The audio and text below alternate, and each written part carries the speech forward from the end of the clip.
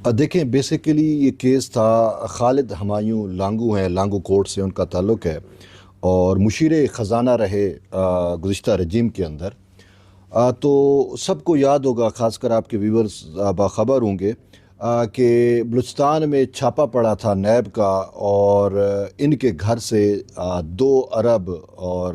24 crore some thing, یعنی 2 ارب سے زائد کی رقم جو ہے وہ برآمد ہوئی تھی۔ یاد ہوگا کہ وہ مشینیں باقاعدہ لے کے گئے تھے جو رقم کو گن رہی تھیں،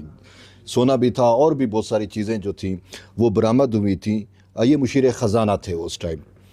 تو یہ بلوچستان کا سب سے بڑا ایک کیس ہے کرپشن کا، کہ جو خزانہ کے اوپر بیٹھتے ہیں وہی خزانہ جو ہے وہ لوٹ کے کھا گئے۔ اور افسوس ہے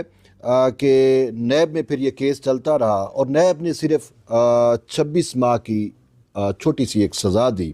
اور پھر یہ ہوا کہ ان کی شاید سزا بھی معطل ہو گئی، اور نیب نے اس کے خلاف اپیل ہی نہیں کی سزا معطلی کے خلاف۔ لیکن معاملہ یہ تھا کہ ان کا فیصلہ برقرار تھا، سزا کا فیصلہ برقرار تھا، صرف سزا معطل تھی۔ تو اب یہ موصوف بڑے عرصے سے کوشش کر رہے ہیں خالد لانگو صاحب کہ وہ سیاست میں آئیں پولیٹیکلی، کیونکہ پیسہ تو انہوں نے واوا بنا لیا۔ تو اس وجہ سے کبھی انہوں نے زرداری صاحب کے ساتھ بھی میٹنگیں کی، کبھی وہ باپ کے ساتھ بھی ملتے رہے۔ یہ انوار الحق کاکڑ جو اپنے وزیر اعظم ہیں نگران، اس کے بہت گہرے راز وہ بڈی ہیں، بہت قریبی دوست ہیں ان کے۔ صاف ظاہر ہے پیسہ پھینکتے ہیں، اور وہ شاید بویلیا یا ونزویلا سے اسپیشل، بلکہ کیوبا کے اسپیشل جو سگار ہوتے ہیں نا،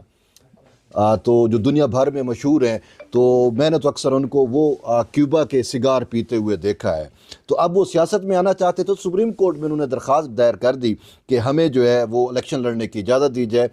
سزا جو ہے وہ ختم ہو چکی ہے، لیکن چونکہ فیصلہ برقرار ہے تو فیصلہ بھی معطل کیا جائے۔ تو آج وہ چیف جسٹس قاضی فیاض عیسیٰ کے سامنے وہ کیس آ گیا۔ تو چیف جسٹس نے جب کیس دیکھا تو وہ بڑے حیران رہ گئے، اور انہوں نے کہا کہ بلوچستان کے اصل دشمن یہی لوگ ہیں، ان لوگوں سے بلوچستان کو بچانا چاہیے۔ یہ لوگ جو ہیں وہ بلوچستان کا پیسہ، عوام کا پیسہ کھا جاتے ہیں، اور واضح بھی انہوں نے کیا یہ کوئی کاروبار کا پیسہ نہیں تھا، یہ کوئی ان کے اپنے بزنس کا پیسہ نہیں تھا، یہ بلوچستان کی عوام کا پیسہ تھا جو انہوں نے جو ہے وہ ڈکار گئے، کھا گئے، اور پھر پلی بارگین کر کے نیب سے چھوٹ بھی گئے۔ تو یہ اس پہ قاضی صاحب نے کہا کہ بلوچستان میں ایک روڈ بھی نہیں بنی، اور قاضی صاحب چونکہ خود ان کا تعلق پشین سے ہے اور بلوچستان سے ہے، تو وہ بلوچستان کو مجھ سے، آپ سے زیادہ بہتر جانتے ہیں۔ اور یہ حقیقت بھی ہے، میں آپ کو بتاؤں کہ اگر آپ ڈیٹا اٹھا کے دیکھ لیں کہ بلوچستان میں جب خاص کر یہ پچھلی رجیم کے اندر جب بھی بجٹ پاس ہوتا تھا تو سب سے زیادہ ہمیں مظاہرے بلوچستان اسمبلی میں ملتے تھے جو الیکٹیبلز ہوتے تھے، ٹھیک ہے نا، وہ لڑتے تھے، ان کا یہ شور برپا ہوتا تھا کہ یار یہ پیسے ہم الیکٹیبلز ہیں، ہم ایم پی ایز ہیں تو ہمیں دیا جائے، لیکن جو نان الیکٹیبلز ہوتے ہیں ان کو پیسہ مل جاتا تھا۔ یہ مشیر خزانہ خالد لانگو صاحب جو ہیں یہ نان الیکٹیبل تھے، تو ایڈوائزر لگے ہوئے تھے، ٹھیک ہے، تو پیسہ یہ کھا گئے، اور ان کے ساتھ ایک اور بھی تھے جو سیکٹری خزانہ تھے۔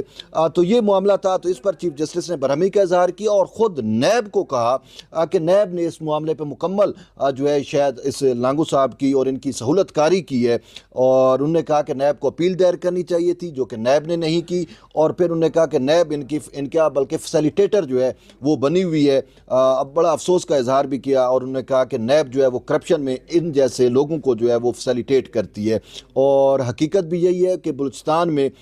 جو کچھ ہوتا رہا ہے، جو قاضی صاحب نے کہا وہ بالکل حرف بہ حرف جو ہے وہ سچ ہے۔ یعنی کہ جو حالات میں جانتا ہوں، اگر آپ کو یاد ہو تو ایک بجٹ جو بلوچستان اسمبلی میں جب جام کمال وزیر اعظم تھے، تو جو الیکٹیبلز تھے، جو ایم پی ایز تھے، ان کے خلاف اس وقت کی حکومت نے جو ہے وہ تھانہ بجلی ٹاؤن جو ہے اس میں مقدمات درج کر دیے تھے، اور اس ٹائم بہت سارے ایم پی ایز تھے جو اریسٹ ہو چکے تھے صرف اس وجہ سے کہ ان کا مدعا یہ ہوتا تھا کہ یہ پیسہ جو ہے وہ ہم کو دیا جائے، ہم نے اپنے حلقوں میں خرچ کرنا ہے، ہم نے عوام سے ووٹ لے کے ہیں، ہم نے ان کو جواب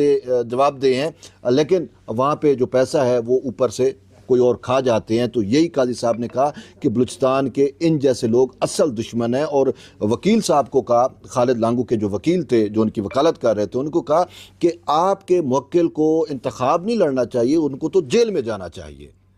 ان کو تو ان کے لیے تو جیل ہے، اور آپ کہتے ہیں کہ وہ انتخابات لڑ جائیں، ہم کیسے ایسے شخص کو جو ہے وہ اجازت دے سکتے ہیں؟ لیکن اس کیس کا ایک اور پہلو بھی ہے جو میں آپ کے توسط سے بتانا چاہ رہا ہوں، وہ یہ ہے کہ آج سپریم کورٹ نے خالد لانگو کے اس کیس کے اندر آبزرویشن دے کے ایک بات تو بڑی واضح کر دی کہ اگر کوئی شخص جس کو سزا ہوئی کسی بھی کرپشن کیس میں یا کسی بھی معاملے پہ سزا ہو گئی، اور اس کی اگرچہ سزا معطل بھی ہو جائے لیکن اس کی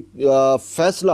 سزا کا برقرار رہے، تو وہ بھی الیکشن اب لڑنے کا اہل نہیں ہو سکتا۔ اگر میں اس کو مزید کھول کے آپ کو بتاؤں تو تحریک انصاف کے بانی چیئرمین عمران خان جو ہیں، توشہ خانہ والے معاملے پہ ان کو سزا ہوئی، بعد میں ان کی سزا معطل ہو گئی، لیکن اسلام آباد ہائی کورٹ نے سزا والا فیصلہ برقرار رکھا۔